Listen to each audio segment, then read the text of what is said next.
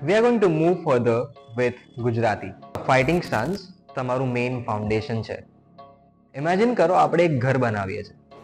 તો ઘરનું સૌથી ઇમ્પોર્ટન્ટ પાર્ટ કયું છે? એનું ફાઉન્ડેશન, એનું બેઝ. તો આપણે હમણાં ફોકસ કરીશું આપણા ફાઇટિંગ સ્ટાન્સ પર. ફાઇટિંગ સ્ટાન્સ બે પ્રકારના હોય છે. ફર્સ્ટ ઇઝ જ્યારે આપણો લેફ્ટ લેગ આગળ હોય, આ પોઝિશનને આપણે કહીએ ઓર્થોડોક્સ. નેક્સ્ટ ઇઝ જ્યારે બી આપણો રાઈટ લેગ આગળ છે અને લેફ્ટ લેગ પાછળ છે, આ પોઝિશનને આપણે કહીએ સાઉથપો.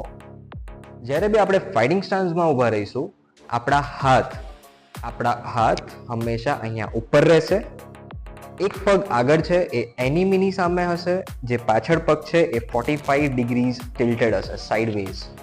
ઓકે, નીઝ એકદમ ટાઈટ નહીં હોય, દે વિલ બી લૂઝ રાખવાના છે, so that we can move around. Okay, તો હાથ અહીંયા ઉપર, નીઝ બેન્ડ, આગળનો પગ અપોનન્ટની સાઈડ, પાછળનો પગ 45 ડિગ્રીઝ, હાથ આપણા રહેશે અહીંયા ઉપરની સાઈડ ચીક્સ પાસે, એલ્બોઝ આવી રીતે ઓપન નથી રાખવાના, they will be closed like this, and this is your fighting stance. Currently I am standing in southpaw. If I change my stance to this is orthodox. Majorly fighters are orthodox, but it is very important કે આપણે બંને side practice કરીએ, આપણે બંને stance શીખીએ, સાઉથપો and orthodox બંને. From here we'll move to the footwork.